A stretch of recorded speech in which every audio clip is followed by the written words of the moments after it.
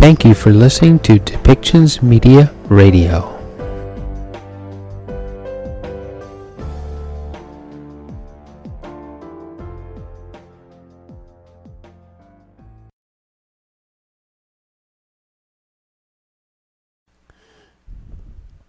Welcome back to Depictions Media Radio. I'm your host, Michael Clogs. In this next segment, we're going to hear a statement from Premier John Horgan in British Columbia as he is announcing that he will not be seeking re-election. He will be quoting that while he is cancer-free, that he's saying that he's experiencing a lull in energy levels and would like to take the time, simply put, to enjoy his wife, to enjoy the beach that he lives near, and enjoy the environment around him. He does say that he is not giving up the fight and his willingness to join the community and be part of the community and help push the community in the best directions he sees as he sees it, such as healthcare and paid sick leave platforms that he has been promoting on the federal level as premier to the Prime Minister and the Liberal government.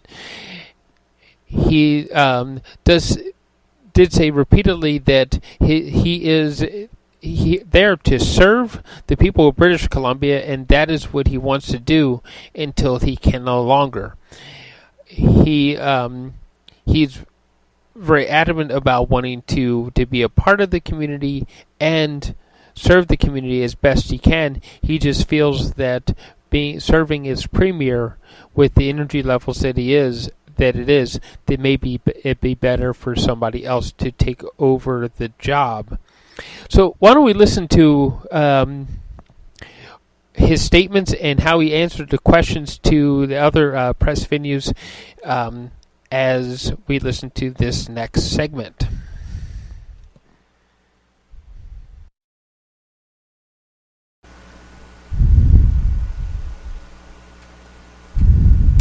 Everybody for being here today. We're assembled on the traditional territory of the Musqueam, Squamish, and Tsleil-Waututh First Nations. I want to at the outset say that my thoughts are with the families of those who have been affected by violence in my home community on Vancouver Island. My thoughts are with them, and I know that Minister Farnworth and others will have more to say as information becomes available. Over the past couple of days, my cabinet have been meeting to talk about the issues affecting British Columbians, the cost of living, challenges to our public health care system, climate action, a range of other issues that we've been focused on as a government for the past 5 years. We've always, and I have always, been making it my highest priority to ensure that every day I get up to try and make life better for the people around me, in my own community, here on Vancouver Island, across British Columbia, and indeed as the chair of the Council of the Federation across the country. Since we formed the government 5 years ago, we've had historic breakthroughs on a range of issues that have transformed how our economy operates, how Indigenous people can be full participants on their lands, and a range of other issues that we can discuss at another time. But at the halfway point in a mandate, which we are at coming up to this fall, it's traditional for a leader to ask his colleagues what their plans are. Will they be running in the next election? Many of you will know, in fact, I'm pretty sure it's not a secret, that I have gone through my second bout of cancer and successfully went through 35 radiation treatments, and I am currently cancer-free. My health is good, but my energy flags as the days go by. So before I could ask my colleagues what their plans were for the coming 2 years and beyond, I had to ask myself that. My wife, Ellie, the love of my life, spent a week, I guess 10 days ago, on the west coast of Vancouver Island in my constituency, reflecting on what we wanted to do with the rest of our lives before I asked that question of my colleagues. And we came to the conclusion that I'm not able to make another 6-year commitment to this job. And as a result, I've asked Darren Shumahetsa, the president of the BC NDP, to work with our governing body, the Provincial Council and the Executive, to select a date in the fall for a leadership convention. This has been the thrill of my life to be the Premier of British Columbia, and I will be the Premier of British Columbia tomorrow and the day after that and the day after that. There has been endless speculation as a result of my recent battle with cancer about what my plans would be. I want to put the speculation to rest so we can get back to what really matters, and that's the issues before British Columbians. This has never been about me. I have tried to make my leadership a statement about the strength of my colleagues and our ability to work collaboratively to get good outcomes for the people that we represent. That's my way, that's how I roll, and that's what I'll be continuing to do in the weeks ahead.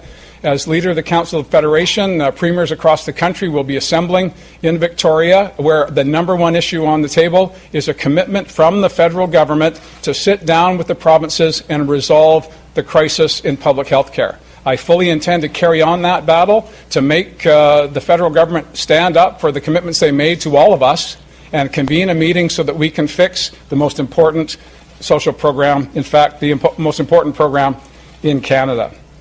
I know there'll be plenty of time to talk about the past. I want to, by making this announcement today, get us focused on talking about the future, and that involves ensuring that we're putting in place programs to protect people from the spike in inflation, to address the issues that are before us and those issues that we've not yet imagined. Government is about dealing with things as they come toward you, planning and preparing to do the best you can every step of the way. A cabinet government is just that. In our case, 24 members and myself, we will continue, as we did over the past 2 days, continue to focus on the things that matter to British Columbians. And it's with a great deal of pride that I say to those who are watching today, thank you so much for giving me this opportunity, British Columbia. It has truly been the thrill of my life. I've done my best to not let you down. There have been days when things have gone well, and there have been days that things didn't go well. That's the nature of the human condition, and I am honored to have had the opportunity. And I think I'll leave it at that and open the floor up for questions. Thank you, Premier. As a reminder to media on the phone line, please press *1 to enter the queue. You're limited to one question and one follow-up. We will start on the phone lines today. Richard Zussman, Global News.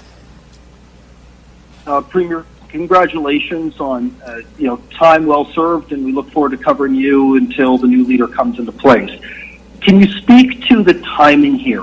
Why make the decision now, considering how big these meetings are coming up in 2 weeks, rather than wait until potentially the fall?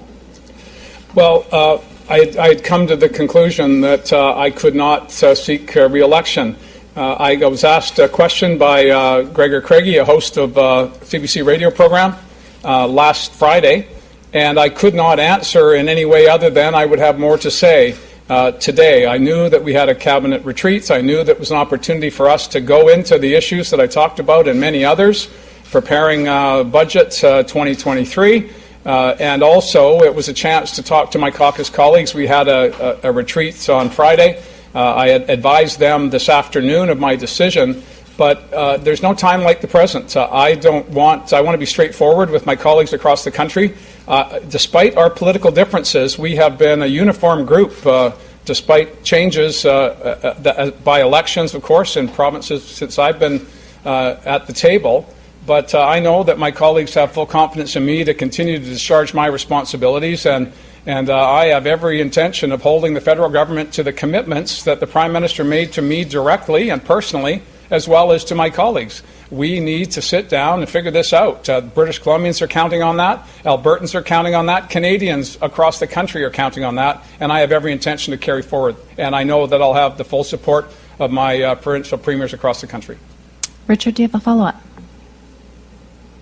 You'll obviously serve until the new leader comes into place, but getting things done between now and then may be hard. Are you worried you're walking away here from some things that you wanted to accomplish that you had promised? And you mentioned the cancer, you mentioned tiring at the end of the day. Is that ultimately what happened here? Was doing the job was just becoming too difficult? I can always count on you, Richard, for one follow-up that's 3 questions, and I say that warmly. I don't mean anything by that. I obviously the treatment was rigorous, and I was in my enthusiasm to get back to work. I've confessed this in other interviews. I probably got back a bit earlier than I should have, but it doesn't change the fact that I'm going to be 63 this summer, and I've been involved in public life, working in government since for 36 years. I've been an MLA for 17. I've been leader of the NDP for 8.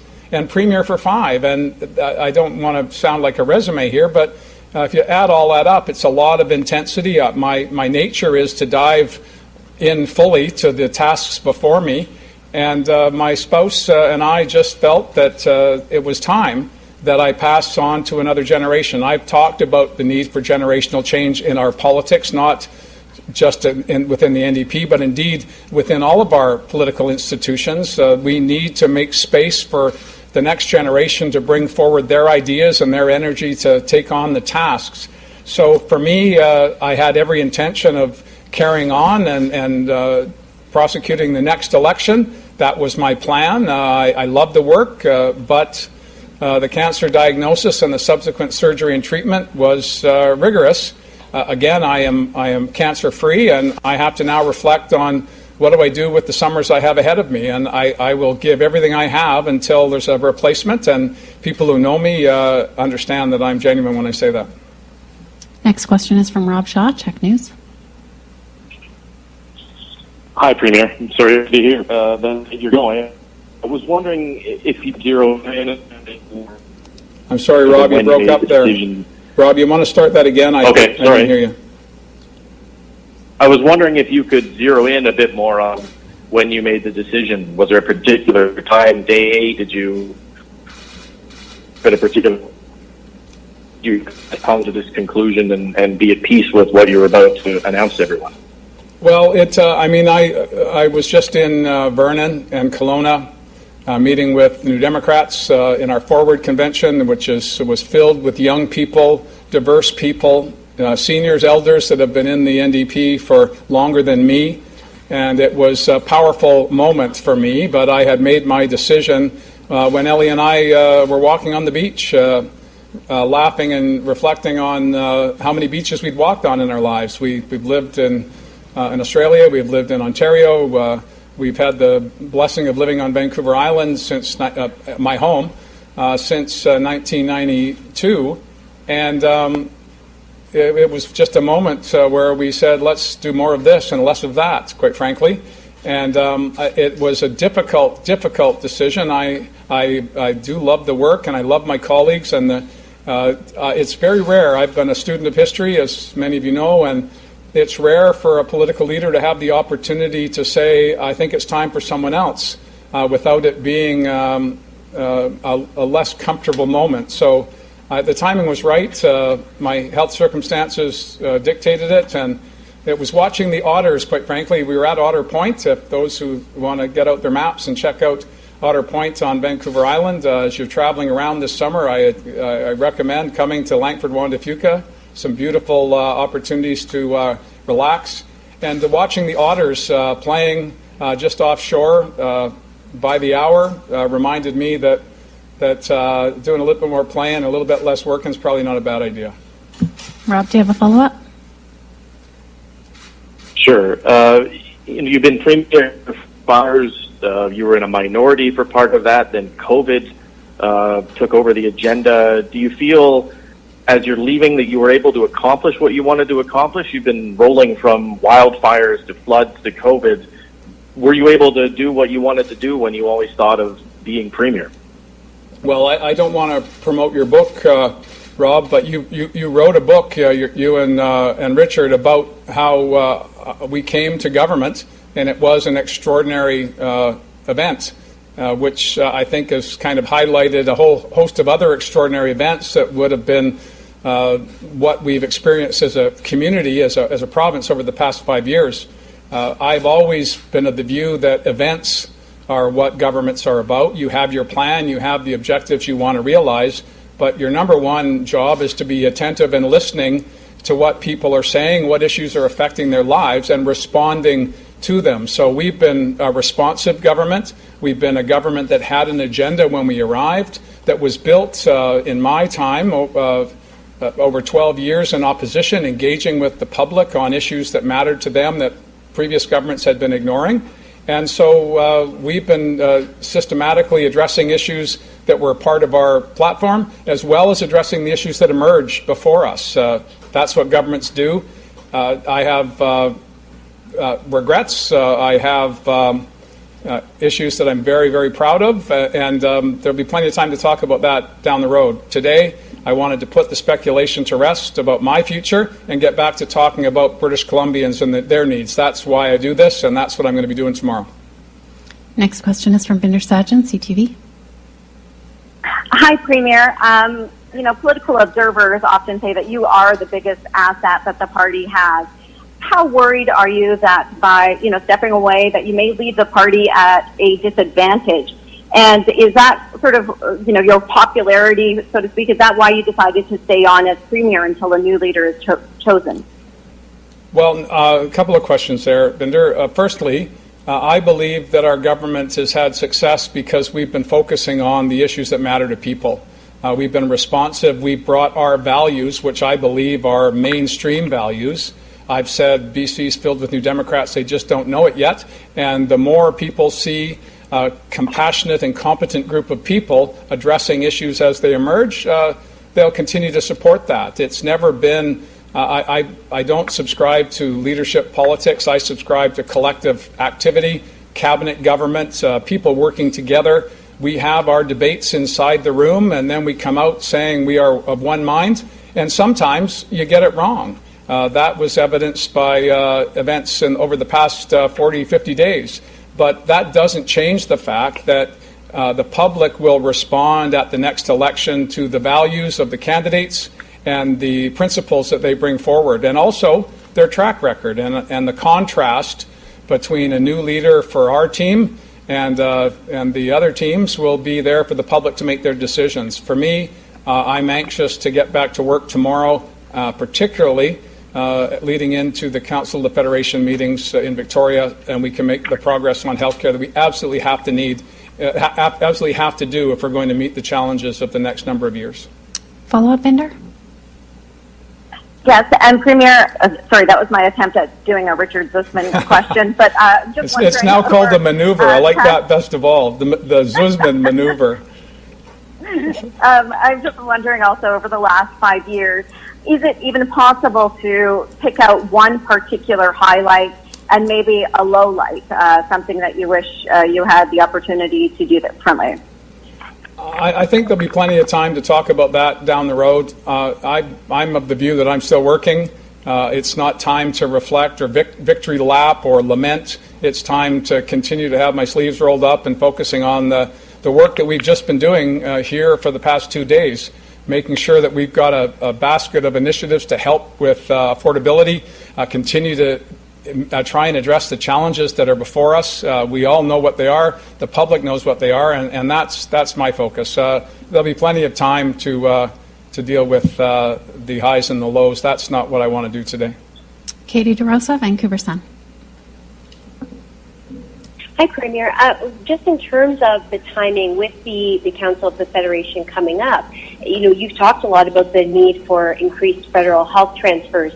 Will this announcement now take some of the strength from your argument out if you're, if it's known that you're going to be retiring imminently? Not at all, Katie. The power of our argument is that the federal government used to be a 50% partner in the delivery of healthcare services by funding those services through the Canada Health Transfer. This sounds like accounting to people who are not familiar with it, but the balance has gone from 50-50 to 78% of funding provided by the province and only 22% provided by the federal government. And I'll remind people, they know this already, that Ottawa doesn't get different taxes. They get taxes and revenues from Canadians, wherever they may live. And this is not a John Horgan issue, it's a Canadian issue, and we have 13 premiers of provinces and territories that have been on the same page for the 5 years I've been here. the participants at the table have changed through election and through resignation, but the issue has always been there, and it's high time we get it addressed. So it's never been about me. It's never been about British Columbia. It's been about Canada and all of us working together. The Prime Minister committed to me that his team would be there to have that conversation and to make progress, and I'm going to hold them to that. Katie, do you have a follow-up?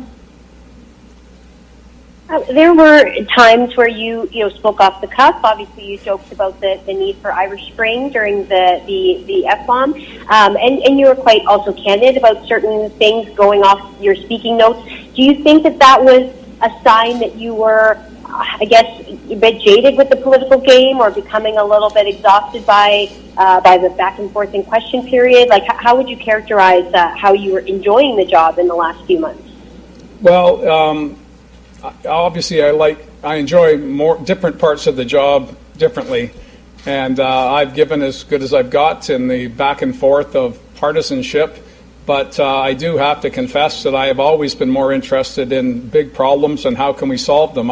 Before I got involved in politics, I was working in government. I was enamored with the notion of us taking our collective energy, people from different walks of life, different parts of the province or the country, and trying to find solutions. That's what's motivated me from the beginning. I stood for office in 2005 not so that I could have partisan jousts with anyone. It was because I wanted to make a difference, and I continue to want to do that. Speaking off the cuff is not something that's just happened recently for me, and I know that there are my friends who are not political. I have many of those, and I think that's been my salvation. They know that I speak my mind, and sometimes there's consequences to that are not necessarily politically advantageous, but it doesn't change who I am and how I feel about things, and I try my best to be straightforward and candid. That's how I was raised, and that's how I've lived my life, and I'm going to continue doing that after today. Why I'm here is I wanted to stop the speculation so we could get back to the real issues, which are the needs of British Columbians. Les Lane, Times columnist. Oh, thanks. Congratulations, Premier. You've got maybe, 4 months left as leader. Is there anything, apart from the never-ending argument about federal health care funding, is there anything at the top of your to-do list? Is there something you want to get done before you bow out? Again, that'll probably be apparent over the next number of months. Les, what I am singularly focused on, quite frankly, we just come out of our cabinet retreat. Our caucus met, as I said, last week. These issues I've been talking about them in my regular availabilities for some time. Affordability, not just housing affordability, which is a profound challenge, but just the impact of inflation. It's a global phenomenon, and British Columbia is not immune to it. So I'm going to continue to address the issues as they emerge, which has always been, in my view, the primary objective of government, to make sure you get in front of issues as they're emerging so the public can have confidence that we have their back as we go, we being government. So I don't have a list of things to do. I should say that I had a great time in my community of Souk. We're successful with a Canada Infrastructure Grant to build a lacrosse box in the Sun River community in Souk. So I was out throwing a ball around with some kids and some Victoria Shamrocks that were out. So I want to engage with my community less. That's what I want to do. I got involved because I love where I live and the people that live there, and I want to spend more time with them because I've been focused on the province. So once a leader is selected, I'm going to continue on as a member of the legislature, and so I can connect with the people in my great community. Les, do you have a follow-up? I know you're sick of these health questions, but the fatigue that you've cited a few times in the last half hour, was that related to COVID, perhaps? I have no idea, Les. I know that my oncologist, who I want the public to know, he says that it's really advantageous to be able to watch your patients on the evening news, and he wanted to assure me and British Columbians that he's not billing for watching the news. But he said that I look good, and the scan was clear. The side effects are what they are, and he's been helping me walk through that. But I don't know if COVID had an impact on that or not. I was pretty tired before I tested positive, and I didn't really notice a difference. Some people talk about losing taste. I haven't. I've lost my taste as a result of the radiation treatment. So it's difficult to say. And no one's really tried to parse it out. Les, I get tired and I come home and I fall asleep. But a good indicator of making the right choice at the right time. After we came back from our couple of days away, I came out of the shower and I was going into the kitchen and my wife said, "You're humming." And I went, "What?" I said, "You're humming. You haven't hummed in a while." So I think I'm at peace. It was a very difficult decision. I'm not going to pretend it wasn't. I love this job, and I believe we're making a difference. I am making a difference with my team, but I know that my team can continue to do that without me, and so it's time to exit when the leader's picked, and I'll continue to find other ways to make a difference. I've got some time left in me. I'm feeling good enough to keep contributing. I just don't know what that contribution is going to be. We have time for one more question. Justin McElroy, CBC. Thank you. Hi, Premier. Hey. Nice to see you. Good to see you. Last week, there was speculation when you made the announcement about the Royal BC Museum that it might be connected to potential announcement on your future and the idea of clearing the deck of that decision for a future leader. Was that part of the play at all? Were you considering this announcement while you were making that decision? I was thinking about my future when I made the decision, but why I made the decision is that the Royal BC Museum is so important to all of us. It's just too important to be a political football, too important to be a laugh line. I want people to be as proud of the museum as they were before the announcement. It was and is an iconic treasure for all British Columbians, and I misstepped by thinking that the public was at the same place I was as I looked at information about the seismic issues, about the space, and about the various collections being at risk. But no, there's no connection beyond the fact I made that decision because I love the museum, and I don't want it to be a political football. I want the people who care about it to come forward, come up with a plan, and it will be a better plan than the one we brought forward because the public has never been more aware of the museum. That's the good news. And the better news is that we have a new CEO and the volunteer board who are not partisans. They're citizens who have offered to help and have been on the board, some for a long time, some just recently appointed. It's going to be a better outcome. So my motivation on the museum had no connection to my personal views beyond the fact that I did not want it to be a political football, and I believe that was the right course, and British Columbians seem to agree with me. I was traveling this past weekend, and the number of people that came up to me and said, right thing to do, just reaffirmed that you listen to people, follow their lead, and get things done. Justin, follow up? Yeah, you said at the very beginning of your statement that you would be asking for a leadership election for the NDP sometime in the fall. Beyond that, are you going to give any guidance or opinion on how that should roll out, including whether any members of your party would be allowed to stay in cabinet or government if they ran? Well, all of the rules and that are in the hands, with respect to participation, are in the hands of the party. We have a governing body, the provincial council, that will make those decisions. I will have no role in the selection of the leader. That's up to the party. But I am very confident that we have a capable group of young, dynamic leaders that are prepared to step up, and we'll just wait and see how that goes. Again, I want to reinforce. I wanted to end the speculation. I believe we've done that based on the number of people that are here, and I want to now get back to working for British Columbians for as long as I have an opportunity to do that. That's the commitment that I make today, and I wish I had more energy to do more, but I just don't. And I want to just end by. Oh, I'm sorry. You got another one? No. That was it. Okay. Yeah. I just want to end. Quite often. When I became leader of the NDP 8 years ago, it was, well, nobody knows who you are. You can't possibly be successful. That turned out to be incorrect. I was successful. A lot of people know who I am. But I was in a restaurant in Penticton on my way back, and a woman came up and said, and I apologize to the other networks, but this is the way it rolled. She said, "You're on Global." And I said, "Sometimes, but not all the time." So it was a reminder that people are people. They're not thinking about politics all the time. And I want to get back to that place where I can just engage with people. I love talking to people. I went on a holiday last year to some newsworthy, it became news, but I went to Nova Scotia and nobody knew who the heck I was there. And it was just nice to, go pull up at a garage sale and talk to people and have a laugh. And it reminded me how much I love people and how much I enjoy the work. But I also am looking forward to just being me again, talking to people not as Premier of British Columbia, but just John, a guy who stopped by to make friends. And so I'm looking forward to that. Thanks, everybody, for the opportunity. I greatly appreciate it. This show has been produced by Depictions Media.